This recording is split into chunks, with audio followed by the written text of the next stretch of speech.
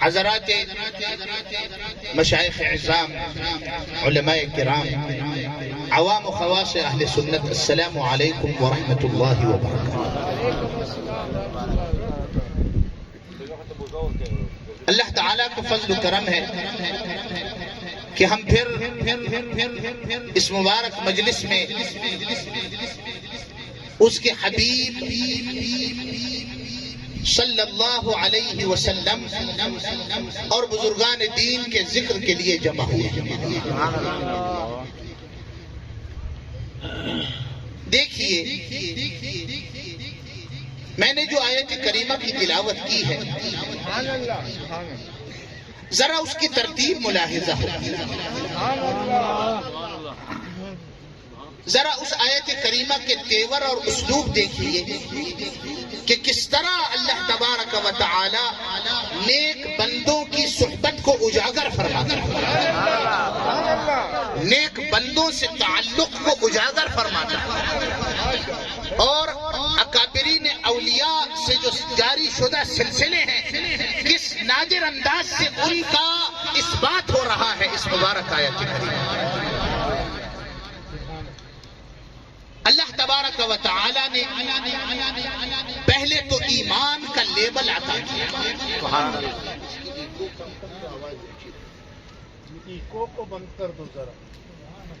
پہلے تو ایمان کا سٹیٹس دے کر اللہ تعالی نے ایک حکم دیا، سبحان اللہ، یا ایھا الذین آمنوا، اے وہ لوگو جو ایمان لا چکے ہو، ایمان تمہارے دلوں میں راسخ ہو چکا ہے،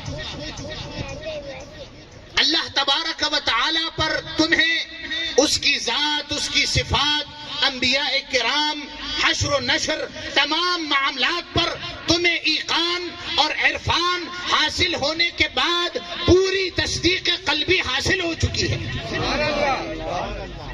اب تمہیں حکم دیا جاتا ہے کہ اتقوا اللہ، اللہ تعالی سے ڈرو، تقوی اختیار کرو، خوف خداوندی اختیار کرو۔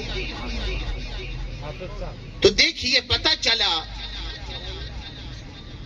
کہ کمال ایمان تقوی میں ہے، کمال ایمان تقوی میں ہے۔ کمال ایمان اس وقت حاصل ہوگا کہ جب انسان تقوی سے مشرف ہو جائے گا۔ اسی لیے قرآن کریم کے بالکل شروع میں اللہ تعالیٰ نے فرمایا ھدی للمتقین، ہدایت ہے تو صرف تقوی داروں کے لیے، جو تقوی اختیار رکھیں گے، جو پرہیزگاری کریں گے، انہی کے لیے ہدایت کے سرچشمے پھوٹیں گے۔ ایمان کے بعد بھی تقوی کا حکم ہے، سنیے، آپ سن رہے ہیں یا نہیں؟ ایمان کے بعد بھی تقوی کا حکم ہے، آمنو اتقو، جو ایمان لا چکے ہو اب تقوی کرو، ایمان لا چکے ہو اب تقوی کرو۔ اور وہاں پہلے فرما دیا تھا کہ ایمان ملے گا تب، ایمان لاؤ گے تب جب تقوی حاصل ہو چکا ہو۔ ھدی للمتقین، ھدی للمتقین، ہدایت جو ہے، یہاں تقریر میں خلل نہ پڑے، آپ سن رہے ہیں؟ ھدی للمتقین، ہدایت ہے تقوی داروں کے لیے، یعنی پہلے ایک آدمی میں تقوی ہوگا تو پھر اسے ہدایت ملے گی، اور پھر جب اسے ہدایت ملی تو ایمان کی ہدایت ہے۔ الذین یؤمنون بالغیب، یعنی ان کی تعریف کی کہ جن کو ہدایت ملی ہے وہ کون سے ہیں؟ وہ ہیں جو ایمان بالغیب رکھتے ہیں، یعنی مشرف با ایمان ہے۔ اور پھر یہاں اللہ تعالیٰ نے اس آیت کریمہ میں فرمایا یا ایھا الذین آمنوا، اے وہ لوگوں جو ایمان لا چکے ہو، اتقو، اب مزید تقوی اختیار کرو۔ پتہ چلا کہ تقوی کی کئی کیٹیگریز ہیں، کئی مراتب ہیں تقوی کی۔ پہلا تقوی تو یہ ہے کہ انسان یہ سوچے کہ جسے میں سوچ رہا ہوں کیا وہ اس لائق ہے جسے میں سوچوں، اللہ اللہ سبحان اللہ جس کا میں تصور کر رہا ہوں کیا وہ اس لائق ہے کہ میں اس کا تصور کروں، جسے پھر میں تصور کے بعد جس کی تصدیق کر رہا ہوں کیا وہ اس لائق ہے کہ میں اس کی تصدیق کروں۔ آپ کے تصورات سچے ہوں گے تو مفتی صاحب بیٹھے ہیں کہیں مجھے منطق نہ پڑھا دیں، آپ کے تصورات سچے ہوں گے تو آپ کے تصدیقات بھی سچے ہوں گے۔ تصدیق کہتے ہیں دو تصوروں کو ملا کر ایک نسبت قائم کر دینا، جیسے زید کھڑا ہے، ابراہیم تقریر کر رہا ہے، تو یہ دو تصورات ہیں، ابراہیم کا تصور آپ نے کیا اور تقریر کرنے کا تصور کیا، دونوں کو ملا کر آپ نے کہا کہ فلاں تقریر کر رہا ہے، دو تصورات کا مجموعہ نسبت قائم کرنے کے بعد تصدیق ہو جاتا ہے۔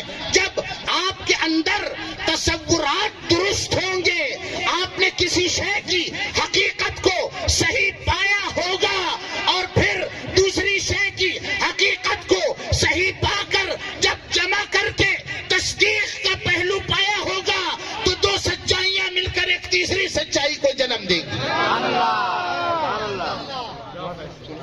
اور اگر آپ ہمیشہ غلط تصورات کا شکار رہیں گے، کبھی کسی چیز کو آپ سمجھنے کی آپ میں توفیق نہیں ہوگی، آپ کو توفیق نہ ملی ہوگی کہ کسی چیز کو صحیح اس کا مفہوم معلوم کر سکیں، کسی چیز کو صحیح جان سکیں۔ جب آپ کے تصورات ہی غلط ہوں گے، جب آپ کے بیسک تصورات ہی غلط ہوں گے تو پھر اس پر جو عمارت قائم ہوگی وہ جہاں تک بھی جائے گی ٹیڑھی ہوگی اور غلط ہوگی۔ مولانا روم فرماتے ہیں کہ جب معمار اور مستری پہلی اینٹ غلط رکھتا ہے تو تا سریا می روت دیوار کچ، اگر 7 سریا کے ستاروں تک بھی دیوار جائے گی وہ ٹیڑھی ہی جائے گی۔ تو بڑی بڑی اونچی دیواروں سے اپنے آپ کو پریشان نہ کریں، یہ دیکھیں کہ دیوار سیدھی ہے یا ٹیڑھی ہے، اس کی بنیاد کیسے تصورات پر قائم ہے۔ تو مومن وہی بنے گا جس کے تصورات صحیح ہیں۔ اب دیکھیے آپ تصور کریں کہ عبادت کے لائق کون ہو سکتا ہے، آپ ذرا تصور کریں کہ عبادت کے لائق کون ہو سکتا ہے۔ تو کسی انسان نے سوچا ہوگا کہ شاید یہ بڑا پہاڑ ہے، یہ جو اس میں بڑا پتھر ہے تو صاحب یہ شاید عبادت کے لائق ہو، تو اس نے جناب اس کی عبادت شروع کر دی۔ تو اس کے ذہن نے سوچا ہو کہ نہیں اس کی تو آنکھیں بھی بنا دیتا ہوں تاکہ وہ پتھر کو سوچتے وقت کچھ نہ کچھ تصور آئے اس پتھر کا، پتھر تو بہت سے ہیں، تو اس نے کچھ رنگ و روغن کر کے اس پتھر کو اپنا معبود بنا لی۔ آہستہ آہستہ پہلے انسان اب نے جو غلط عقیدہ قائم کیا وہ اس کے غلط تصور کی وجہ سے تھا، اور پھر اس کے بعد کسی انسان نے یہ سوچا کہ شاید یہ جو تیز ہوائیں چل رہی ہو یہ عبادت کے لائق ہو، کسی نے سورج اور چاند کو عبادت کے لائق قرار دیا ہو، لیکن جس انسان نے اپنی عقل سے یہ سوچا کہ یہ تو چڑھتے ہیں اور ڈوب جاتے ہیں، یہ تو نکلتے ہیں اور غروب ہو جاتے ہیں، یہ تو چلتی ہیں اور چلی جاتی ہیں، یہ پتھر ہے ایک زلزلے سے دھڑام زمین پر آ دھمکتا ہے، یہ کیا ہے؟ یہ کوئی عبادت کے لائق نہیں ہو سکتا۔ جسے میرے جیسا سوچنے سمجھنے اور فہم رکھنے والا انسان سوچ کر جس کے آگے ماتھا ٹیکے گا وہ ایسا ہونا چاہیے کہ وہ میری عقل سے وراء الورا ہونا چاہیے۔ وراء الورا ہے جو میرا خدا ہے، جو میرا خدا ہے وراء الورا ہے۔ ورائیت کا تصور جب انسان کے اندر آئے گا کہ ایک ماورا ذات ہے تو پھر اسے کہنا ہوگا کہ کوئی تو ہے جو نظام ہستی چلا، کوئی تو ہے جو نظام ہستی چلا رہا ہے، وہی خدا ہے۔ تو اب آپ بتائیے الحاد کا بیخ تو اس وقت نکلے گا جب آپ کے تصورات درست ہوں گے. تو یہ ہے وہ تقوی جو آپ تصورات میں اپنے بنیادی کانسیپٹس میں اختیار کرتے ہیں اور پھر اس کے بعد صحیح تصدیقات تک پہنچتے ہیں.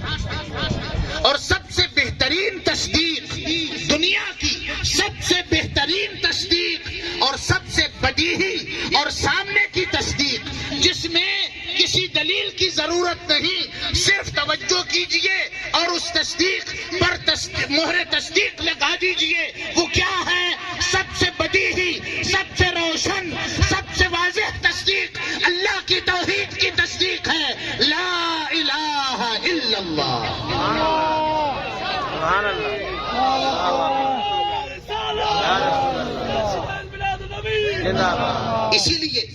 اسی لیے امام المتقین اس امت کے امام المتقین نے کبھی شرک نہیں کیا. امت کے امام المتقین نے کبھی شرک نہیں کیا، کیونکہ اس کا تقوی اس درجے کا تھا کہ اس نے کبھی غیر اللہ کے بارے میں عبادت کا تصور، اس سے استعانت کا تصور اور اس کو مانگنے کا تصور اس کے ذہن میں کبھی آیا ہی نہیں. اس نے ایک ایسی واورازات کا تصور اس کے ذہن میں تھا کہ جیسے رسول نے آ کر بتایا تو اس نے فوراً بغیر کسی دلیل کے مان لیا کہ بے شک لا الہ الا اللہ ایاک نعبد و ایاک نستعین. نہ دلیلوں کی ٹھوکریں کھائیں، جو سنے دوڑ کر بجا لائیں. وہ کون ہے وہ ہستی؟ وہ ہستی وہ ہے جسے قرآن کریم میں اللہ تعالیٰ نے اتقا کہا. سیجنبها الاتقا، وہ ذات جو ضرور بالضرور دوزخ سے دور رہے گی، اس کو اللہ نے سب سے بڑا تقوی دار قرار دیا. تو جو سب سے بڑا تقوی دار یعنی حضرت سیدنا صدیق اکبر رضی اللہ عنہ، اسی لیے ان کا نام بھی صدیق پڑ گئے، کیونکہ صدیق نے تقوی کی انتہا پائی ہوئی تھی. اللہ نے اسے اتقا کہا، اور پھر جب اس نے مصطفیٰ کی سنی تو بغیر کسی دلیل مانگے، بغیر کسی شک و شبے کے کوئی دلیل توبہ تو کوئی ذہن میں خیال بھی نہ آیا. ابھی تک دوستی ہے، اب تک گلیوں میں دوستی ہے، یارانہ ہے، اکٹھے کے پلے بڑے ہیں، ساتھ ہیں، کھیل کھیل کر گویا بڑے ہوئے ہیں ایک ہی گلی میں. اب وہ ایک ساتھی کہتا ہے میرے پاس جبریل آیا، اللہ کا پیغام لایا کہ جتنے معبود باطل پڑے ہیں یہ کچھ نہیں، عبادت کے لائق ایک ذات ہے، میں اس کا رسول ہوں، وہ لا الہ الا اللہ ہے اور میں محمد الرسول اللہ ہوں. دوست نے بغیر کسی جھجک کے، بغیر کسی شک کے، بغیر کسی ارتیاب کے فوراً سے بیشتر کہا کہ بے شک میں اشہد ان لا الہ الا اللہ وانک رسول اللہ، میں بھی یہ شہادت دیتا ہوں کہ اللہ ایک ہے، معبود برحق ایک ہے، وہ اس کا نام اللہ ہے اور تو محمد ہے اور اس کا رسول فرستادہ و پیغمبر اکرم.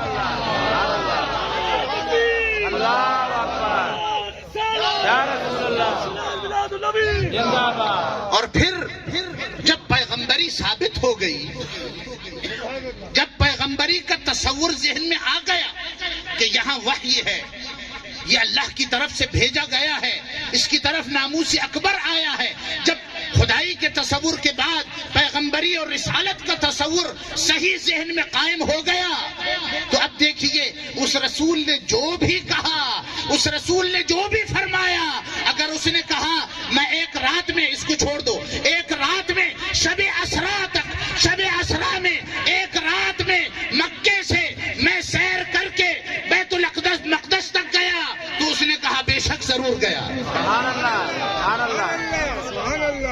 اس میں بھی کوئی کسی شک کا شکار نہ ہوا، کیونکہ اس نے رسول کا صحیح تصور اس کو ہو چکا ہے. اسے معلوم ہے کہ اس ذات کی ملکوتیت اور روحانیت عام روحانیت سے وراء الورا ہے. جیسے خدا وراء الورا ہے، خدائی میں، الوہیت میں، ربوبیت میں اس کا کوئی ہمتا نہیں، کوئی ہمسر نہیں، وہ یکتا ہے. اسی طرح یہ رسول بھی اللہ کے بندوں میں، بشر میں ایسا ہی وراء الورا بشر ہے. ایسا بشر ہے کہ جس جیسا کوئی بشر نہیں ہو سکتا. اس کمال پر فائز ہے جو عام انسان کو نہیں مل سکتا. یہ جو کہے آنکھیں بند کر کے مانتے رہو. سبحان اللہ، سبحان اللہ. اور اسی کو رحمان بابا نے کیا خوب کہا ہے کہ اللہ یہ مبولی بے شک چی بندت. اللہ تو نہ کہو حضور کو، اس میں تو کوئی شک نہیں کہ وہ اللہ کے بندے ہی ہیں. نور یہ ہموار صفات کی پرشتیاں. پھر وہ جو بھی اپنے متعلق کہیں یا جو بھی ان کے متعلق تم کو صحیح احادیث میں مل جائے، آنکھیں بند کر کے دل کی تصدیق کا اعلان کریں. سبحان اللہ،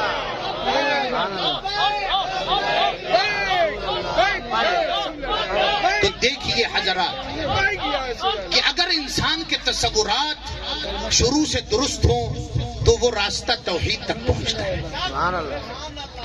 اگر انسان کے تصورات رسالت کے متعلق درست ہوں تو رسالت پر ایمان کے بعد کمالات مصطفیٰ تک رسائی حاصل ہوتی ہے. سبحان اللہ.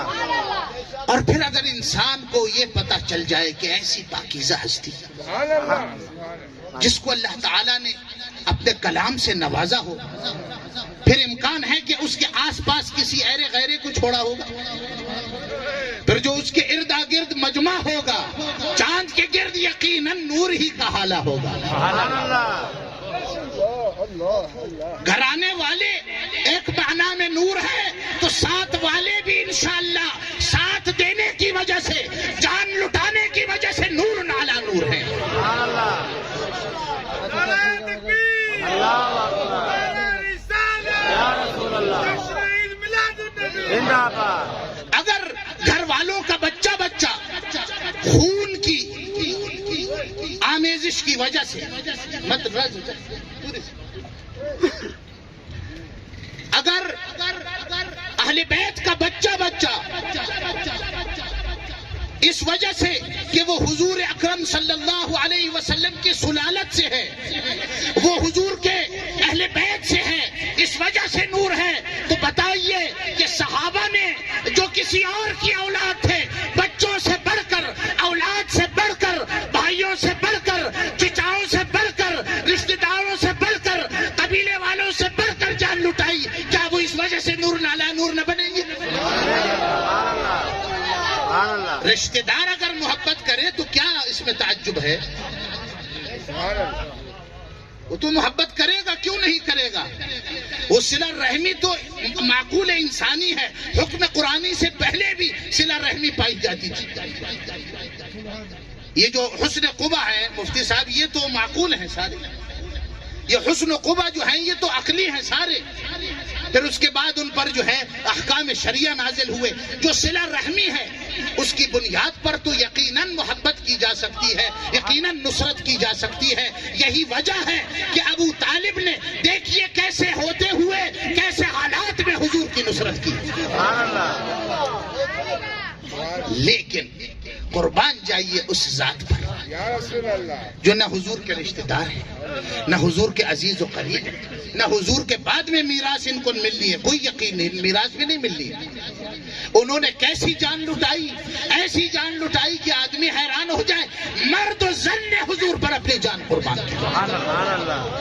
تو یقیناً اگر انسان کے تصورات صحیح راستے سے ہو کر رسول کے ساتھیوں تک پہنچیں گے تو وہ حضرت امام ربانی مجدد و منور الفسانی کا یہ جملہ کہنے پر بلکہ اسے عقلی طور پر تسلیم کرنے پر مجبور ہوگا کہ کوئی بھی شرافت، کوئی بھی عزت، کوئی بھی شان و شوکت صحابیت کی شان و شوکت تک نہیں پہنچ سکتی. ای شرف کان، وہ کوئی بھی شرافت ہو. یہ حضرت امام ربانی کے الفاظ ہیں. وہ کوئی بھی شرافت ہو، وہ شرافت اس وجہ سے شرافت ہے کہ حضور کے دربار سے اس کا تعلق ہے.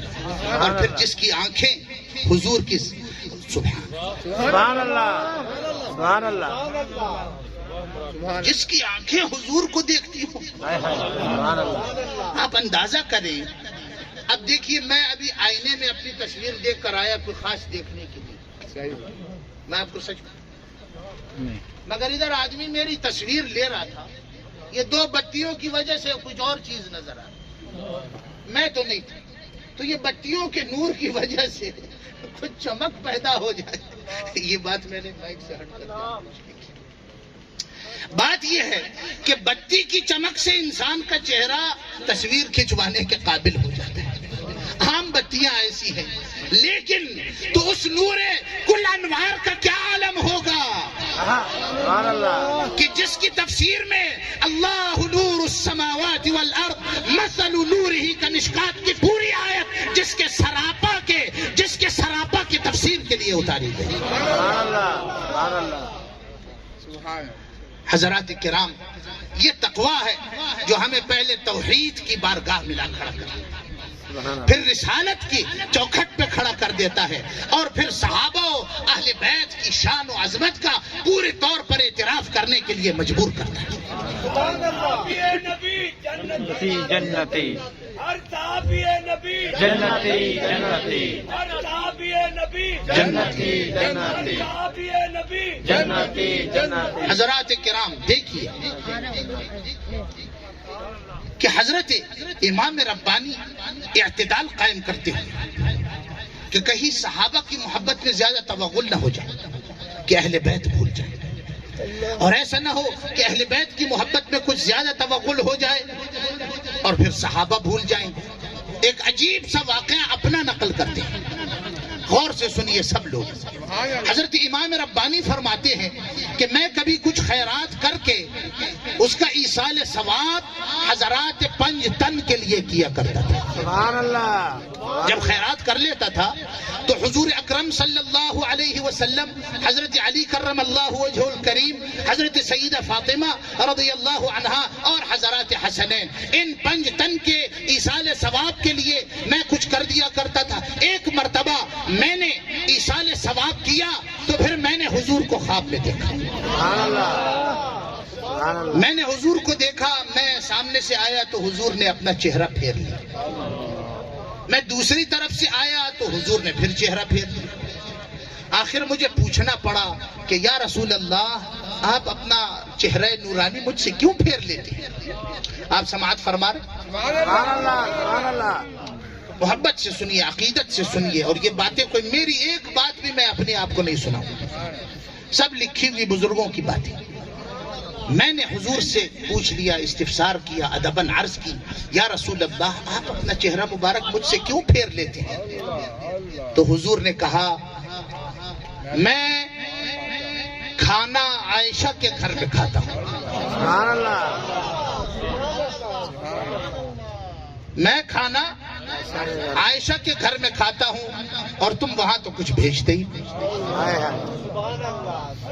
یعنی تم نے کبھی بھی حضرت عائشہ کا نام نہ لیا. پنج تن کا نام تو لیا, میں پنج تن کا غلام ہوں. کیوں تم کو حضرت عائشہ بھول گئی جو ان پنج تنوں میں سے 4 کی بھی ماں ہے, سب کی ماں ہے, امہات المومنین میں سے ہے. تم کو باقی ازواج مطہرات بھول گئی جو ان پنج تن کے بعد پنج تن میں سے 4 سب کی مائیں ہیں, امہات المومنین ہیں, اور سب کا مرتبہ ان کی ماؤں کا ہے. سبحان اللہ تم کو اولاد یاد رہی اور مائیں بھول گئی. افسوس ہے تم کو تو اپنی ماں بھی بھول گئی جس کو قرآن نے وَأَزْوَاجُهُ أُمَّهَاتُكُمْ سبحان اللہ انہیں خطاب کر کے کہا تھا. تمہاری ماں کا نام لے کے نہیں کہا کہ یہ تمہاری ماں, سبحان اللہ لیکن ان کا نام لے کر کہا اور ان کا اضافت کر کے, اضافت بھی عہد کے لیے ہوتی ہے. مفتی صاحب بیٹھی ہیں, وَأَزْوَاجُهُ حضور کی ازواج, اور یہ عہد خارجی ہے کیونکہ حضور ایک ہیں اور ان کی ازواج بھی متعین ہیں. جب ان ازواج کی اضافت حضور کی طرف کی گئی تو معلوم ہو گیا کہ کون مراد ہے. وَأَزْوَاجُهُ ان کی ازواج امہاتکم تمہاری مائیں ہیں. سبحان اللہ ماؤں کو تو بھول گئے. اور یہ دیکھیے یہ ایک عجیب سا ایک تخیل ہے جو ہمارے ذہنوں میں بٹھایا گیا ہے. حضرت امام ربانی اس میں اعتدال قائم کرتے ہیں. صحابیت کا درجہ بیان کر کے آپ فرماتے ہیں کہ اہل بیت کی تو وہ شان ہے، اہل بیت کی وہ عظمت ہے کہ جس سے تعلق قرب ولایت کا تعلق ہی اہل بیت سے ہو چکا ہے. سبحان اللہ. اب اگر کسی کو ولایت کا فیض ملے گا تو اسے اہل بیت کے دروازے پر سر جھکانا پڑے گا. یہاں سے چلے گا تو مجدد الف ثانی کے بعد غوث الاعظم کے دروازے پر سر جھکاتا ہوا بارہ امامان اہل بیت کے دروازوں پر سر جھکاتا ہوا حضرت فاطمہ کے دروازے پر سر رکھے گا. سبحان اللہ. اور پھر حضرت علی کرم اللہ وجہ الکریم کے دروازے پر سر رکھے گا تو اسے ولایت کی بھیک ملے گی. تو یہ ہے. حضرت مجدد بہت تعریف فرمایا کرتے تھے اپنے والد کی اور کہتے تھے کہ ان کو بڑی اہل بیت سے محبت تھی. تو اب حضرت مجدد اپنا تجربہ ذکر کرتے ہیں کہ جب میرے والد کا انتقال ہو رہا تھا، بالکل آخری عالم تھا سکرات کا، تو میں نے ان سے پوچھا، میں نے کہا آپ کو اہل بیت سے بہت محبت تھی، آپ ان کے بڑے گن گایا کرتے تھے، ذرا بتائیے اس وقت کیا ہے؟ اس وقت آپ کو وہ اپنے محبوبان یاد آ رہے ہیں یا نہیں؟ تو حضرت مجدد فرماتے ہیں کہ میرے والد نے مجھ سے کہا غرق محبت اہل بیت ہم. میرے والد نے مجھ سے کہا، حضرت مجدد کہتے ہیں شیخ عبدالاحد نے کہا کہ میں اہل بیت کی محبت میں غرق ہوا جاتا ہوں. سبحان اللہ. اور یہی اہل سنت کا مزاج ہے. اللہم صلی علی سیدنا محمد وعلی آلہ واصحابہ وبارک وسلم. سبحان اللہ. یہ آل کا لفظ جو ہے، یہ آل کا لفظ اتنا عام ہے، دیکھیے کہ آل کا لفظ جب درود میں ذکر کیا جائے گا، جب درود پڑھا جائے گا، جب رحمت کی التجا کی جائے گی، تو آل کے لفظ میں اہل بیت بھی شامل ہے، صحابہ بھی شامل ہیں، اور امت کے اتقیاء، امت کے اولیاء، امت کے علماء و مشائخ سارے شامل ہیں. سبحان اللہ. ماشاء اللہ. لیکن چونکہ شرف صحابیت نادر ہے، اس وجہ سے آل کے بعد اصحاب کا ذکر کیا کہ آل میں بھی اعتبار، زیادہ اعتبار و شرف ان کو حاصل ہے جو صحابیت کے درجے تک پہنچے. سبحان اللہ. اور پھر صحابیت کے درجے ہیں. حضرت حسین کیا ہیں؟ صحابی ہیں. حضرت حسن کیا ہیں؟ صحابی ہیں. حضرت فاطمہ کیا ہیں؟ صحابیہ ہیں. حضرت علی کیا ہیں؟ صحابی ہیں. حضرات عشرہ مبشرہ کیا ہیں؟ صحابہ ہیں. یہ سب صحابہ ہیں. صحابہ کے جو مراتب ہیں وہ پھر اس کے بعد. سبحان اللہ. عام امت کے اتقیاء کا ذکر وہ آلہ ہی میں کرنے کے بعد اصحابی ہی سے تخصیص کی، اور اصحابی ہی کے اندر جو درجات ہیں. تو دیکھیے اگر انسان کے تصورات درست ہوں تو توحید سے رسالت کے دروازے تک اور وہاں سے صحابہ و اہل بیت کی شانوں تک وہ پہنچ جاتا ہے. اب ذرا اور آگے تشریف لائیے. سبحان اللہ. اب ذرا اور ایک قدم آگے بڑھائیے. اب آپ کو عربی آتی ہے یا نہیں آتی؟ آپ عربی کے اشعار جو پرانے ہیں ان کے معانی و مفہوم سمجھتے ہیں یا نہیں سمجھتے؟ آپ کو عربی لغت پہ مہارت حاصل ہے یا نہیں حاصل؟ اب آپ قرآن سے احکام کیسے نکالیں گے؟ قرآن و حدیث سے آپ احکامات کیسے اخذ کریں گے؟ تو اس کے لیے بھی حضور نے ضابطہ دے دیا کہ اتبعوا السواد الاعظم. سبحان اللہ. کہ دیکھ لو کہ امت کا بڑا حصہ جو کر رہا ہو وہی کرو. امت کا جو بڑا حصہ جو کام کر رہا ہو وہ کام کرو. بتائیے امت کا بڑا حصہ بخاری پڑھ کے نماز سیکھتا ہے یا امام اعظم اور امام شافعی اور امام مالک اور امام احمد حنبل سے نماز سیکھتا ہے؟ بتائیے. ائمہ مجتہدین سے سیکھتا ہے. پورا پاکستان ہو، ہندوستان ہو، چین تک جہاں بھی مسلمان ہیں، آپ انڈونیشیا چلے جائیں، افریقہ کے آخر تک چلے جائیں، مغرب اور پھر اوپر جتنے یورپی ممالک ہیں، کہیں بھی آپ جم غفیر جو مسلمانوں کا پائیں گے تو ان کو آپ مقلدین پائیں گے. سبحان اللہ. تو اگر آپ کا یہ تصور درست ہو تو آپ کاہے کو بخاری شریف کھول کر اور پھر آپ حیران ہو کہ اب ہاتھ کھول کے پڑھوں یا ہاتھ باندھ کے پڑھوں یا ذرا اوپر کر کے پڑھوں یا نماز میں ہاتھ جو ہے رفع یدین کرتا رہوں، آمین کا کیا کروں؟ آپ کو یہ تشویش لاحق ہی کیوں ہو اگر آپ کسی امام کے گلے میں اپنی تقلید کا ہار نہ ڈال چکے ہو؟ اگر آپ تقلید میں ہوں تو آپ کی جان بھی آسانی سے چھٹے گی اور قیامت کے دن آپ کو اسی امام کے نام سے بلایا جائے گا جس پر بہت سے بزرگان دین اور ائمہ و مجتہدین نے اتفاق کر لیا۔ سبحان اللہ، اور سبحان اللہ ہمارے امام اعظم کی جن کے دربار کے ہم غلام ہیں، امام اعظم ابو حنیفہ، سبحان اللہ، ان کے تو کیا ہی کہنے، ان کی تو کیا ہی شان ہے۔ حضرت مجدد رحمت اللہ علیہ فرماتے ہیں کہ حضرت خواجہ محمد پارسا صاحب جو کہ حضرت خواجہ شاہ نقشبند بلاگردان بخارا قدس سرہ العزیز کے خلیفہ تھے، وہ لکھتے ہیں، حضرت مجدد نقل کرتے ہیں، وہ فصل الخطاب میں فرماتے ہیں، حضرت مجدد مکتوبات میں نقل کرتے ہیں کہ جب حضرت عیسیٰ تشریف لائیں گے تو قرآن و سنت سے وہی مسائل ایسے ہی اجتہاد کریں گے جیسے امام اعظم نے اجتہاد کیا تھا۔ سبحان اللہ، سبحان اللہ، یعنی جو مسائل امام اعظم نے نکالے وہی مسائل ایک اولو العزم پیغمبر کتاب و سنت سے اخذ کر کے نکالے گا۔ تو غم نہ کھاؤ مسلمانوں، غم نہ کھاؤ حنفیوں، غم نہ کھاؤ مقلدی حنفیہ کہ تم لوگ اس راستے پر ہو جس راستے کا تعین سواد اعظم کرتے چلے آئے ہیں اور بعد میں اولو العزم پیغمبر بھی اس راستے پر تمہاری تصدیق اور تمہاری شہادت دے کر جائیں گے۔ سبحان اللہ، سبحان اللہ، ذرا ایک قدم اور آگے بڑھیے، اپنے تصورات کو صاف اور پاکیزہ کرتے ہوئے آگے بڑھیے۔ اگر انسان کے تصورات درست ہوں تو اب وہ سوچے گا کہ ایمان کا مرحلہ تو حل ہوا، ایمان کا مرحلہ تو حل ہوا یا نہیں؟ توحید کا بیان ہو گیا، آمنت باللہ و ملائکتہ، یاد ہے یا بھول گئی بچپنے وہ کتبہ و رسلہ والیوم الآخر والقدر خیرہ و شرہ من اللہ تعالی والبعث بعد الموت، یہ مسئلہ ایمان کا تو حل ہوا۔ نماز روزہ وہ بھی جتنے تھے وہ بھی حل ہو گئے۔ اب بتائیے، اب وہ بات کرتا ہوں جس کے متعلق میں نے آیت کریمہ پڑھی ہے، تقوی کے تصورات نے تمہیں ایمانیات اور اسلامیات سب سکھا دی۔ سبحان اللہ، تقوی جو تمہارا درست ہو تو تمہارا ایمان بھی درست ہوا، تمہارے عقائد بھی درست ہوئے، تمہارے اعمال بھی درست ہو گئے۔ اب اس میں کمال پیدا کرنا ہے۔ صحابہ نے ایک نظر حضور کو دیکھا تو ایمان کے سارے مراتب پورے ہو گئے۔ تقوی لا الہ الا اللہ کہا تو تقوی کے سارے مراتب حاصل ہو گئے، لیکن اس کے بعد صحابہ کی مزید صفائی ان کے دلوں کی جاری رہی۔ وجلت قلوبہم، ان کے دلوں کو ہر دن ایک آیت اتار کر صاف کیا جاتا تھا۔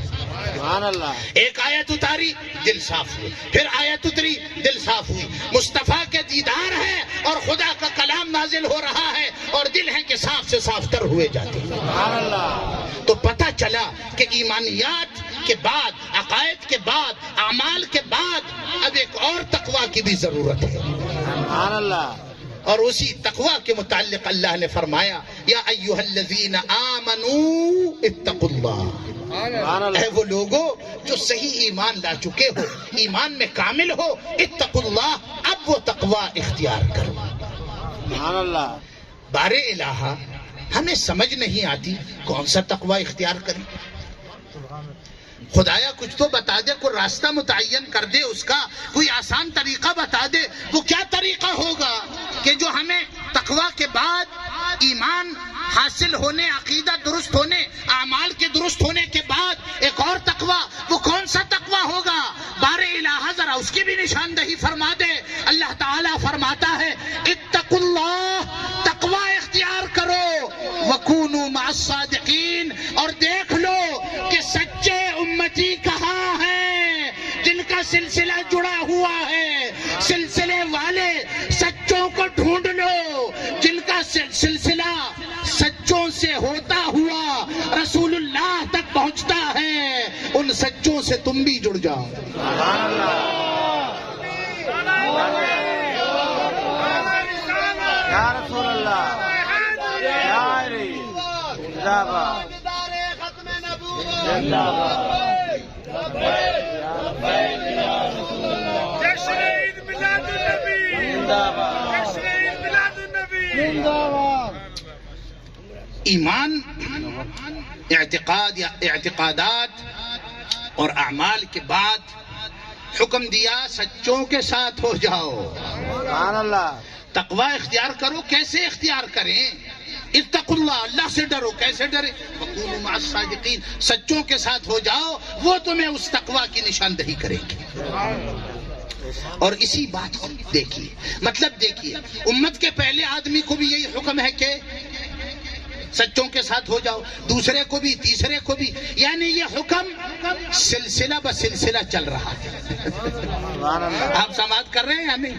یہ حکم سلسلہ بسلسلہ چل رہا ہے. تو مجھے حکم ہے کہ جو سچوں کے سلسلے میں جڑا ہوا ہے اس سے، سبحان اللہ. جو سچوں کے سلسلے سے جڑا ہوا ہے اس سے جڑ جاؤ، کیونکہ وہ بھی سچوں سے جڑا ہوا ہے. اس سے پہلا اور سچوں سے، اس سے پہلا اور سچوں سے، اس سے پہلا اور سچوں سے. یہ سچوں کا سلسلہ ہے. تم بھی سچوں کے سلسلوں کے ساتھ ہو جاؤ، اور یوں اس طرح سلاسل اربعہ طریقت ثابت ہوئے. سبحان اللہ.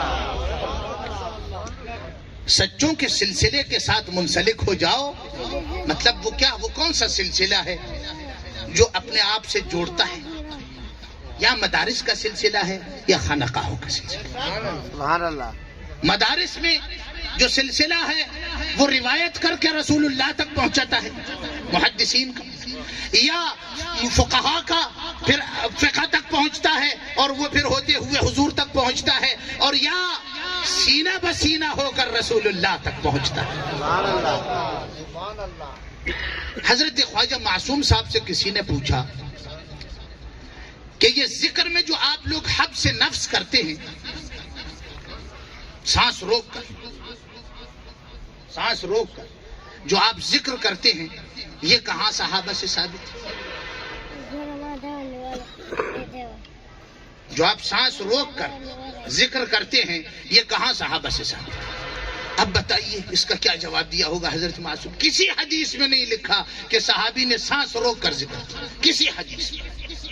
مفتی صاحب بھی بیٹھے ہیں، علماء بھی ہیں، طلاب بھی ہوں گے، آپ نے بھی کچھ نہ کچھ تو کسی نہ کسی سے سنا ہوگا. یہ حبس نفس کے ساتھ جو ذکر ہوتا ہے یہ کسی حدیث میں نہیں، نہ ضعیف حدیث میں ہے، نہ قوی حدیث میں ہے، نہ صحیح حدیث میں ہے، نہ موضوع حدیث میں ہے، جھوٹی حدیث میں بھی نہیں ہے.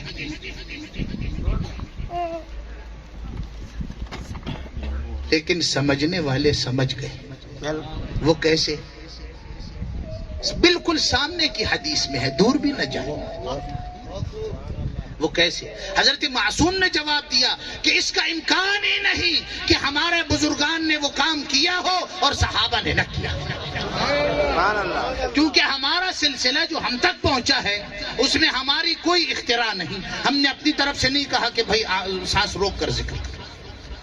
نہ شاہ نقشبند نے شروع کیا سانس روک کر، نہ اس سے پہلے حضرت عبد الخالق غجدوانی نے. تو یہ سلسلہ بسلسلہ پہنچا ہے، یعنی یہ بھی ہم تک پہنچا ہے، تو وہ سلسلہ خود طریقہ نقشبندیہ سے ثابت ہوا. سبحان اللہ.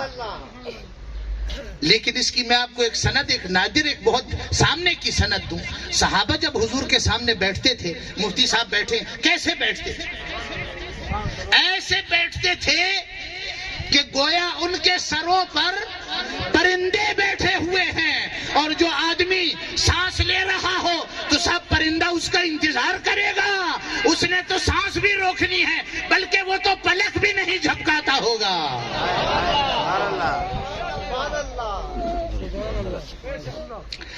حبس نفس کا یہ مطلب نہیں کہ آپ خاص طور پر بس سانس روک لیں.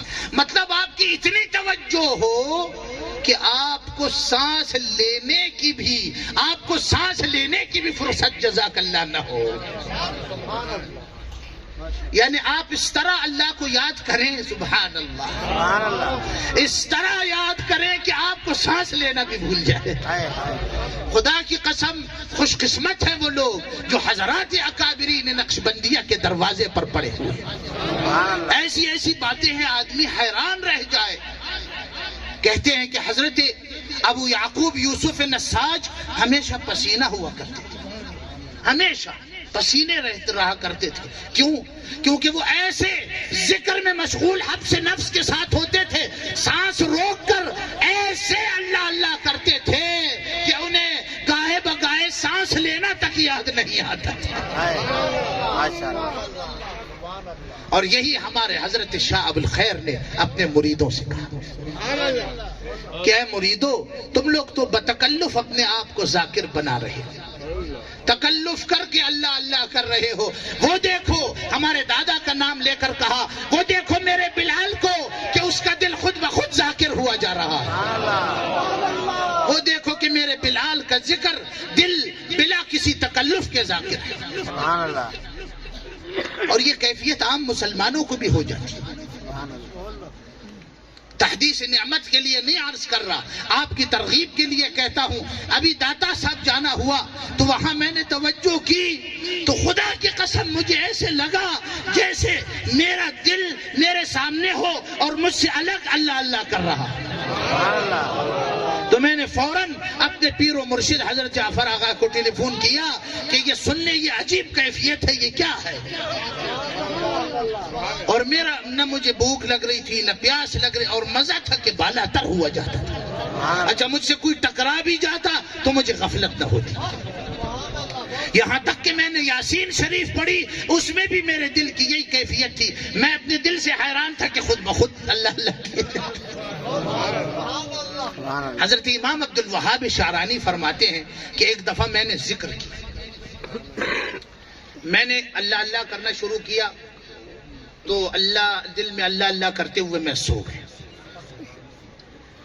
اب جب میں صبح اٹھا تو کیا دیکھتا ہوں کہ عرش و فرش سے سب اللہ اللہ کی آوازیں آ رہی ہیں۔ سبحان اللہ، تو میں نے اس کی کیفیت سوچی کہ یہ کیوں ایسا ہوا۔ سوتے وقت تو مجھے یہ کیفیت نہیں ہوئی، تو پتہ چلا کہ جب یہاں تم نے اللہ اللہ شروع کیا تو پھر جو تمہارے ساتھ متصل کپڑا تھا اس نے بھی اللہ اللہ کرنا شروع کیا، سبحان اللہ، پھر جو اس کے ساتھ متصل فضا تھی اس نے بھی اللہ اللہ کرنا شروع کیا، پھر جو اس کے ساتھ متصل قلم اور کتابیں تھی انہوں نے بھی اللہ اللہ کرنا شروع کیا، اور پھر جو تمہارا کمرہ تھا وہ سب اللہ اللہ کرنے لگا، اور تم سو گئے۔ صبح تک عرش سے فرش تک یہ ذکر تمام عالم میں پھیل چکا تھا۔ سبحان اللہ، سبحان اللہ، گویا اس میں ذات کی لپیٹیں اٹھتے اٹھتے پورے عالم کو منور کر رہی تھی۔ سبحان اللہ، اس کی مثال یہ ہے کہ جب آپ دریا میں ایک کنکر ڈالیں یا تالاب میں کنکر ڈالیں تو اس میں ایک چھوٹا سا دائرہ پیدا ہوتا ہے، پھر دوسرا، پھر تیسرا، پھر چوتھا۔ جب آپ ذرا یہ کنکر آہستہ آہستہ اسی حد سے ڈالتے جائیں تو پورا تالاب بالآخر ہلنے لگتا ہے۔ یہ ہے بزرگوں کے ساتھ جڑنے کا تعلق۔ اگر وہ اپنے گھر میں ذکر کرے گا سبحان اللہ، اور تمہارا تصور اس کو آ جائے تو تم انشاءاللہ اپنے گھر میں تمہارا ذکر جاری ہو جائے۔ سبحان اللہ، یہ ہے سچے سے تعلق۔ اور حضرت مجدد نے فرمایا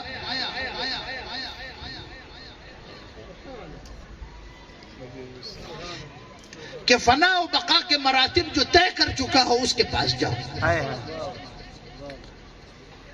اب فنا و بقا تو ہمیں سمجھ ہی نہیں آتی، تو کس کے پاس جائیں؟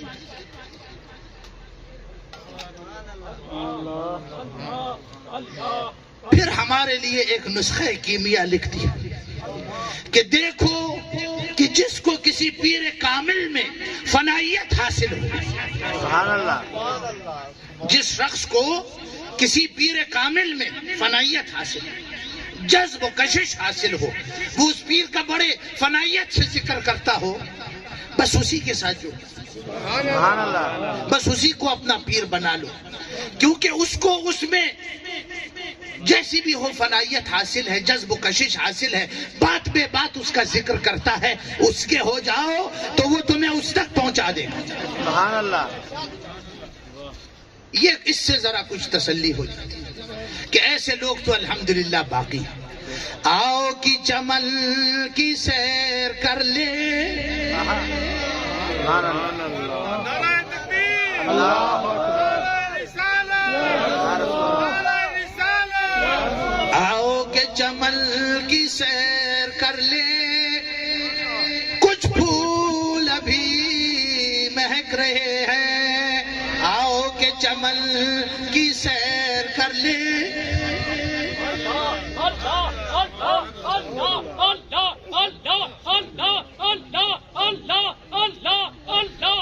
کچھ پھول ابھی مہک رہے ہیں، ڈھونڈتے جائیے آپ کو بھی ملیں گے، میں نے تو تلاش کر لیا ہے۔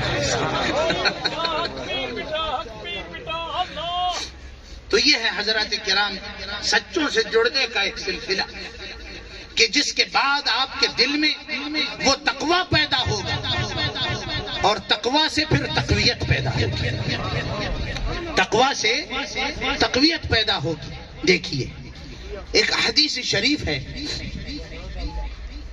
حدیث شریف ایک دعا ہے، اور یہ دعا آپ لوگ بھی یاد کر لیں، ریکارڈ کر لیں اور یاد کر لیں۔ دیکھیے ذرا سلسلہ بتاتا ہوں۔ میں نے آپ سے کہا کہ تقوی کی وجہ سے آپ کو ایمان ملے گا، اور ایمان آپ سے مزید تقوی کا استدعا کرتا ہے، اور وہ تقوی آپ کو سچوں سے جڑنے پر ملے گا۔ وہ مزید تقوی جو ہے، وہ زیادت تقوی جو ہے، وہ سچوں سے جڑنے پر ملے گا۔ اب آپ اس حدیث کو سماعت فرمائیے، سچوں کی محبت دل میں رکھ کر سماعت فرمائیے۔ عن عبداللہ بن یزید الخطمی الانصاری رضی اللہ عنہ عن رسول اللہ صلی اللہ علیہ وسلم۔ حضرت عبداللہ ابن یزید الخطمی جو کہ انصاری صحابی ہیں، ان سے روایت ہے کہ حضور صلی اللہ علیہ وسلم نے فرمایا، کان یقول فی دعائہ، حضور اپنی دعاؤں میں کہا کرتے، اللہم ارزقنی حبک، اللہم ارزقنی حبک وحب من ينفعنی حبہ عندک، اللہم ارزقنی حبک وحب من ينفعنی حبہ عندک، اللہم ما رزقتنی مما احب فاجعله قوة لی فیما تحب، اللہم ما رزقتنی مما احب فاجعله قوة لی فیما تحب۔ سبحان اللہ، اب ذرا ترجمہ سماعت فرمائیے۔ اللہم ارزقنی حبک، اے اللہ مجھے اپنی محبت عطا فرما۔ سبحان اللہ، کیوں؟ اتقوا اللہ، یہ نہیں کہا کہ ڈرتے رہو، ڈرپوک کی طرح کمرے میں بیٹھے رہو، ڈر سے کمرے سے باہر نہ نکلو، بلکہ کہا اتقوا اللہ، اللہ سے ڈرو۔ سبحان اللہ، مطلب اللہ کی محبت اور اللہ سے خوف اپنے دل میں پیدا کرو۔ ڈرانا مقصد نہیں ہے، اللہ کی توجہ مزید بڑھانے کے لیے کہا ہے اتقوا اللہ۔ اب اس کا حدیث میں ترجمہ یعنی گویا تشریح یوں ہوگی، اللہم ارزقنی حبک، اے اللہ مجھے اپنی محبت عطا فرما۔ سبحان اللہ، وَكُونُوا مَعَ الصَّادِقِينَ، اور سچوں کے ساتھ ہو جاؤ۔ قرآن میں ہے، حدیث میں آتا ہے، اے اللہ وَحُبَّ مَن يَنفَعُنِي حُبُّهُ عِندَكَ، اور اس کی محبت دے جس کی محبت تیری بارگاہ میں فائدہ دے۔ سبحان اللہ، اللہم ارزقنی حبک، اپنی محبت عطا فرما، وحب من ينفعنی حبہ عندک، اور اس کی محبت عطا فرما جس کی محبت تیرے بارگاہ میں فائدہ دے۔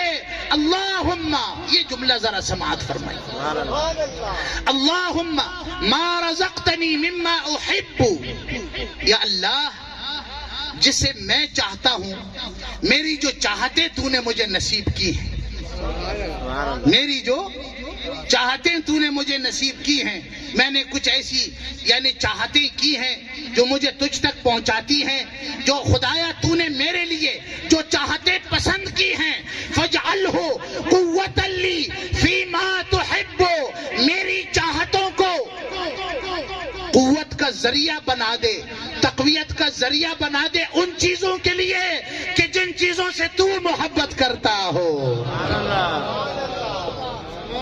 میری چاہتوں کا سلسلہ ایسا بڑھا پروردگارا، میری چاہتوں کا سلسلہ وہاں تک پہنچا دے اے میرے رب کہ پھر جن چیزوں سے تو محبت کرتا ہو یہ چاہتے مجھے ان تک لے جائیں۔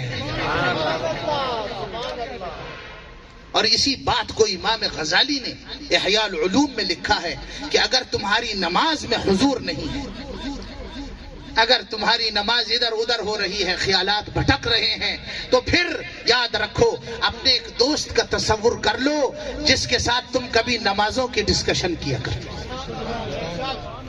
انسان کے کھیل کے دوست بھی ہوتے ہیں، تماشے کے دوست بھی ہوتے ہیں، نماز اور روزے کے بھی دوست بھی ہوتے ہیں۔ انسان ان کے ساتھ نماز اور روزے کی گفتگو کرتا ہے، تقویٰ کی گفتگو کرتا ہے، وہ دوست اسے سمجھاتا ہے، یہ اس سے سمجھتا ہے۔ تو دیکھیے امام غزالی فرماتے ہیں کہ نماز پڑھو تو اپنے اس دوست کا تصور کر لو جو تمہیں نماز پر اکساتا تھا، جو تمہاری تقویٰ کا ذریعہ بنتا تھا اور تم سے کہتا تھا ٹھیک نماز پڑھو۔ اور یہ بالکل صحیح فرمایا امام غزالی نے۔ خدا کی قسم میں بھی جب نماز پڑھوں تو مجھے کبھی کبھی کوئی یاد آ جائے جو مجھ سے کہتا ہے ہاتھ پورے اٹھایا کرو، کانوں تک پہنچایا کرو اور زیر ناف صحیح باندھا کرو، اور دو سجدوں کے درمیان اور رکوع کے بعد ٹھیک سے کمر سیدھی کر کے کھڑے یا بیٹھا کرو۔ بعض لوگ میری نماز دیکھ کر مجھ سے کہا ہوگا کبھی، مجھے فوراً جب میں ذرا غلط کروں وہ آدمی یاد آ جاتا ہے، سبحان اللہ۔ اور مجھے یہ خیال ہوتا ہے کہ کہیں وہ آدمی مجھے دیکھ نہ لے اور بعد میں مجھے ڈانٹے نہ۔ تو سچے کے ساتھ جڑ جاؤ جو صحیح نماز پڑھتا ہو اور تم کو نماز پر اکساتا ہو اور ڈانٹتا ہو اور نماز پر تمہیں یعنی بزور کھینچ کر وہ تمہیں نمازی بنانا چاہتا ہو اور صحیح نمازی بنانا چاہتا ہو، اس سے جڑو گے تو نماز میں بھی تمہاری نماز صحیح ہو جائے گی۔ اور حضور نے تو خود فرمایا کہ روزہ ایسے رکھو کہ نماز ایسی پڑھو جیسے مجھے دیکھ رہے ہو، سبحان اللہ۔ یعنی جیسے میں پڑھتا تھا ویسے نماز پڑھا کرو۔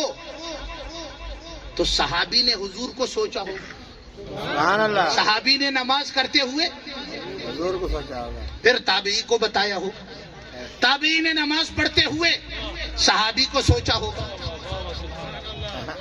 سبحان اللہ۔ اور پھر تبع تابعی کو بتایا ہوگا، تبع تابعی نے تابعی کا سوچا ہوگا اور اپنے تابعی کو بتایا ہوگا، اور پھر یہ سلسلہ بسلسلہ نماز ہمارے اساتذہ تک پہنچی ائمہ مجتہدین سے ہوتے ہوئے، اور اس طرح الحمدللہ ہماری نمازیں ہوں، روزہ ہو، عبادتیں ہوں، وہ سچوں سے جڑنے کی وجہ سے ان میں تقویٰ پیدا ہو جاتی ہے۔ سبحان اللہ، سبحان اللہ۔ اتقوا اللہ وکونوا مع الصادقین۔ کیسے مزے سے بات سمجھ آ گئی۔ سبحان اللہ۔ اگر سچے کے تصور سے روزہ رکھو گے تو سچا ہو جائے گا روزہ بھی، نماز بھی سچی ہو جائے گی، عبادت بھی سچی ہو جائے گی۔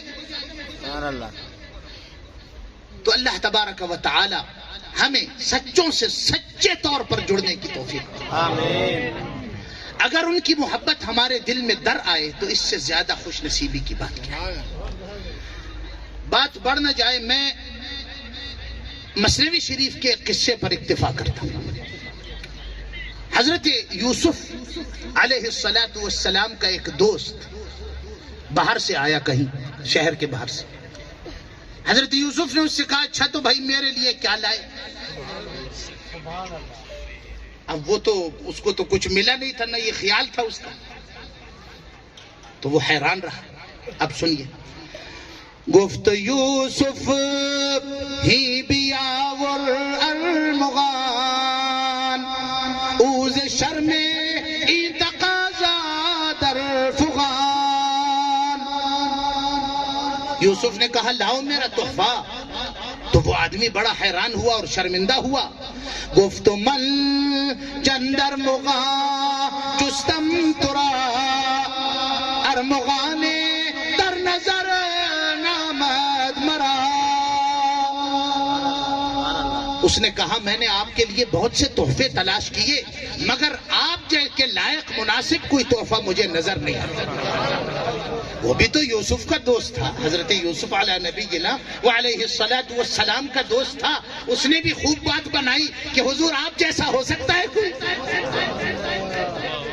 یعنی میں کیا لاتا آپ کے لیے، آپ جیسا ارمغان در نظر نامد مرا، مجھے تو کوئی ایسی چیز نظر ہی نہ آئی جس کو میں آپ کو تحفہ دے سکوں. اگلا شعر سنیے. حبرا من جانب کان چون برم قطرے را سوی عمان چون برم. میں ایک قطرے کو دریا کی طرف لے جاؤں، یہ ہو سکتا ہے؟ آپ تو پورا دریائے سخا بہ رہے ہیں، میں آپ کے لیے کیا لاؤں؟ اور میں ایک دانہ، ایک جو دانہ ہے، میں اسے پورے کان کی طرف کیسے لے جاؤں؟ آپ تو پوری کان ہے موتیوں کی، تو میں ایک چھوٹا سا موتی کا دانہ آپ کے لیے کیسے لے جاؤں؟ نیست تخمے نیست تخمے کاندرین انبار نیست. ایسا تصور شیخ کا ہونا چاہیے. ایسا تصور ہوگا تو بس بیڑا پار ہے انشاءاللہ معرفت کا. نیست تخمے کاندرین انبار نیست غیر حسن تو کے اورا یار نیست. یہ جو دنیا کا انبار لگا ہوا ہے نا، سن رہے؟ یہ جو دنیا کا انبار لگا ہوا ہے، اس میں ہر قسم کا تخم ہے. اس میں ہر قسم کا تخم ہے. اس دنیا کے انبار میں ہر قسم کا تخم ہے. تیرے حسن جیسا دوسرا کوئی نہیں. سبحان اللہ. ہر چیز کے انبار لگے ہوئے ہیں، حسینوں کے انبار، پھولوں کے انبار، باغوں کے انبار، مگر جمال کا انبار، مگر تیرے حسن کا کوئی یار نہیں. تو میں کیا لاتا آپ کے لیے؟ اب سنیے. لائقاں دیدم کہ من آئینے، لائقاں دیدم کہ من آئینے، پیش تو آرم چنور سینے.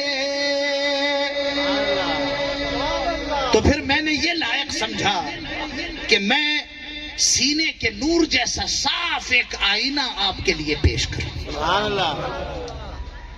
تاب بینی روی خوب خود دران، تاب بینی روی خوب خود دران، اے تو چون خورشید و شمع آسمان. تاکہ اس آئینے میں آپ اپنی شکل دیکھیں، آپ اپنے خوبصورت چہرے کا ملاحظہ کریں. آپ تو آسمان کی شمع ہیں، آپ اس آئینے میں اپنا چہرہ دیکھیں. اس سے اچھا کوئی تحفہ مجھے نہیں ملا. سبحان اللہ. آئینہ آوردمت اے روشنی، سنیے. آئینہ آوردمت اے روشنی، تا چوبینی روی خود یادم کنی. تا چوبینی روی خود یادم کنی. میں ایسا آئینہ لاؤں، سنیے، ایسا آئینہ آپ کو دکھاؤں جس میں آپ دیکھیں تو اپنے آپ کو. سبحان اللہ. کیا چیز؟ سبحان اللہ. دیکھیں تو اپنے آپ کو، مگر یاد مجھے کریں. سبحان اللہ. تاچبینی روی خود یادم کنی، چہرہ اس میں آپ ہی کا جھلک رہا ہو، مگر آپ کو یاد اپنا چہرہ دیکھ کر میں یاد آ رہا. سبحان اللہ. بتائیے وہ آئینہ کون سا ہے؟ سبحان اللہ. وہ آئینہ کون سا ہے؟ اس آئینے کو دیکھ کر تو آئینے ہی کی طرف نظر جائے گی. آئینہ دینے والا تو ضروری نہیں کہ سامنے آ جائے، لیکن دل کا آئینہ وہ آئینہ ہے کہ جس آئینے میں اگر محبوب حقیقی کی تصویر جھلک جائے، پیر کامل کی تصویر جھلک جائے، تو اپنی تصویر دیکھتے کے ساتھ ہی اس کی نظر اپنے آپ پر پڑھ کر آپ پر بھی پڑے جائے. سبحان اللہ. اپنے آپ پر جب نظر پڑے گی تو وہ آپ کے آئینے میں پڑے گی. اور یہی ہمارے اکابرین نقشبندیہ فرماتے ہیں کہ ہمارے طریقت میں فیض انعکاسی ہے. سبحان اللہ. یہاں سے عکس پڑتا ہے مرید کے دل پر، اور جب مرید نورانی ہو جاتا ہے اور شیخ کو اپنا تصور آتا ہے تو پھر مریدی کی شکل اس کے سامنے ہو جاتی ہے. سبحان اللہ. یہ ہے حضرات کرام اکابرین اولیاء عظام سے تعلق کا سلسلہ. اللہ تبارک و تعالی جو جس سلسلے میں بھی ہے، جس بھی طریقت میں ہے، اللہ تعالی اسے اس سے صحیح عقیدت کے ساتھ تعلق رکھنے کی توفیق عطا. آمین. ہم نقشبندی ہیں، ہم مجددی ہیں تو ہم قادری بھی ہیں. آپ قادری ہیں، سہروردی ہیں تو آپ نقشبندی بھی ہیں. حضرت شاہ ولی اللہ کے والد فرماتے ہیں شاہ عبد الرحیم کہ میں نے خواب میں دیکھا کہ ایک سرخ عمارت یاقوت کی بنی ہوئی مسجد ہے اور اس کے اندر حضور اکرم صلی اللہ علیہ وسلم بیٹھے ہوئے ہیں، صحابہ کرام تشریف فرما ہیں، جماعت ہو رہی ہے. میں نے چاہا کہ میں بھی اندر داخل ہو جاؤں، مگر دروازے پر پہنچا تو دروازے پر دو بزرگ نظر آئے. ایک حضرت خواجہ نقشبند بلاگردان بخارا اور دوسرے حضور شیخ عبد القادر جیلانی حضرت غوث الثقلین بغدادی مجھے وہاں نظر آئے. سبحان اللہ. دونوں اس دروازے پر مجھے کھڑے نظر آئے. حضرت شاہ نقشبند نے کہا اسے میں لے جاؤں گا، حضور کی بارگاہ میں عبد الرحیم کو میں پیش کروں گا. حضرت غوث الاعظم نے کہا نہیں، اس کو میں پیش کروں گا. یہ مباحثہ چلتا رہا. شاہ عبد الرحیم کہتے ہیں کہ میرے دل میں آیا کہ یہ مباحثہ ہے، یہ نہ ہو کہ حضور کی مجلس برخاست ہو جائے اور میں اس مجلس سے محروم ہو جاؤں. میرے دل میں یہ خیال آیا کہ یہاں مباحثہ میں نے دیکھا یہاں تک پہنچا کہ حضرت غوث الاعظم نے حضرت شاہ نقشبند نے کہا کہ آپ کیوں لے جانا چاہتے ہیں؟ تو غوث الاعظم نے کہا کہ اس کے جو بڑے تھے وہ ہم سے فیض یاب، سبحان اللہ. اس کے جو باپ دادا تھے وہ ہم سے فیض یاب تھے، یہ ہمارے غلاموں کا بیٹا ہے، ہمارا ہے. حضرت شاہ نقشبند نے کہا کہ ہاں والدین یا باپ دادا تو اس کے قادری تھے، لیکن خود یہ نقشبندی طریقے میں فیض یاب ہے، اسے ہم لے جائیں گے. سبحان اللہ. اب یہ بحث چل رہی ہے، یہاں تک بات پہنچی کہ حضرت شاہ نقشبند نے فرمایا، حضرت شاہ نقشبند نے ارشاد فرمایا کہ کیا فرق ہے، بلکہ توبہ، حضرت غوث الاعظم نے فرمایا کہ کیا فرق ہے، کیا بات ہے، آپ لے جائیں یا میں لے جائیں. حضرت غوث الاعظم نے فرمایا کیا بات ہے، آپ لے جائیں یا میں. اب حضرت شاہ نقشبند نے بات اچکتے ہوئے کہا کہ دیکھیے جب فرق نہیں تو پھر میں ہی لے جاتا ہوں. سبحان اللہ. کیا کہاں سے نکتہ نکالتے ہوئے حضرت غوث الاعظم نے فرمایا کیا فرق ہے، آپ لے جائیں یا میں لے جاؤں، بات تو ایک ہے. حضرت شاہ نقشبند ہمارے خواجہ بلاگردان بخارا نے فرمایا کہ اچھا تو فرق نہیں ہے تو پھر میں ہی لے جاتا ہوں. سبحان اللہ. تو وہ لے گئے اندر. جب انہوں نے ہاتھ سے کھینچا شاہ عبد الرحیم کو، اب حضور غوث الاعظم نے پیچھے سے آواز دی کہ آپ لے جائیں اسے. سنیے محبت سے، آپ اسے لے جائیں مگر اس کو میں بھی اپنی نسبت دے کر رہوں گا. سبحان اللہ. میں اس کو اپنی نسبت سے فیض یاب کر کے رہوں گا.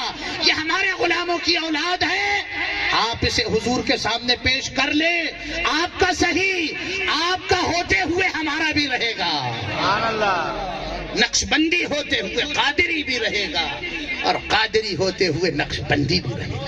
سبحان اللہ. یہ ہے حضرات اکابرین بزرگان دین کی محبت و تعلق. یہ نہیں کہا کہ اچھا آپ لے جائیں صاحب تو ہماری طرف سے بس یہاں جو ہے بس سب نسبت سب سلب ہو گئی، ختم ہو گئی، فیل ہو گیا، خارج ہو گئے، نکال دو مدرسے سے. وہاں ایسا نہیں. کامل اگر ہو، کوئی کامل اگر ہو، مرید کامل ہو تو صاحب پیروں کو بھی رشک آتا ہے. سبحان اللہ. آپ اپنے اندر کمال پیدا کریں کہ پھر آپ کے متعلق بحث مباحثہ ہو کہ یہ کس کا ہے. آپ یہ باتیں چھوڑ دیں کہ آپ کس کے ہیں. آپ اپنے اندر کمال پیدا کریں تو وہ خود کہیں گے کہ یہ ہمارا ہے. آپ جس کے بھی ہوئے دوسرا بھی آپ کو دستار فضیلت پہ نہ کری باہر بھیجے. یہ باتیں کہ صاحب میں قادری ہوں بس جی اب ہمیں کسی اور سے کام نہیں، بس میں قادریوں میں ہی رہنا چاہتا ہوں، یہ بات بھی غلط ہے. آپ کون ہیں جو آپ نے یہ فیصلہ کر لیا؟ آپ کو شاہ نقشبند قادری رہنے دیں گے؟ آپ نقشبندی ہیں، بس جی مجھے کسی قادری سے غرض نہیں، بس اب یک بگیر و محکم بگیر. اچھا آپ کو غوث الاعظم نقشبندی رہنے دیں گے؟ آپ کو کیا پتا، اگر آپ روحانی آدمی ہو تو کبھی بھی یہ جھگڑا نہ کریں. اگر آپ ویسے ہی بکو مہاراج ابوالکلام ہو، یہاں وہاں کی ہانکنے والے ہوں، تو آپ کی بکواس کا پھر کوئی اعتبار بھی نہیں۔ صحیح۔ حقیقت تو وہ ہے جو روحانیت کی دنیا کے بزرگان دین نے فرمایا۔ میں ان کا ہو گیا انہیں مسرور کر دیا، صرف میں ان کا ہو گیا انہیں مسرور کر دیا، وہ میرے ہو گئے مجھے مخمور کر دیا۔ میں ان کا ہو گیا انہیں مسرور کر دیا، وہ میرے ہو گئے مجھے مغرور کر دیا۔ غرور تو یہ ہے کہ وہ آپ کے ہو جائیں، آپ کسی کا نام لیں اور اس کے بارگاہ میں آپ کو قبولیت ہی حاصل نہ ہو۔ سبحان اللہ۔ اللہ تبارک و تعالی ہمیں اہل سنت کے صحیح عقیدے پر ڈٹنے جمنے اور انہی اکابرین کے سلسلے سے جڑے رہنے کی توفیق عطا فرمائے۔ میں بڑا ممنون و مشکور ہوں جو آپ لوگوں نے مجھے نہایت توجہ سے سنا، مگر یہ جو انہوں نے مجھے میر کارواں بنا رہے ہیں اور پہلے سے چونٹی کو پر بیچاری چونٹی کو پر لگا رہے ہیں، یہ اس قسم کے القابات کا میں ہرگز بھی لائق نہیں۔ میں اس لائق بالکل نہیں ہوں کہ میں اس مجلس میں اوپر بیٹھ سکوں۔ اللہ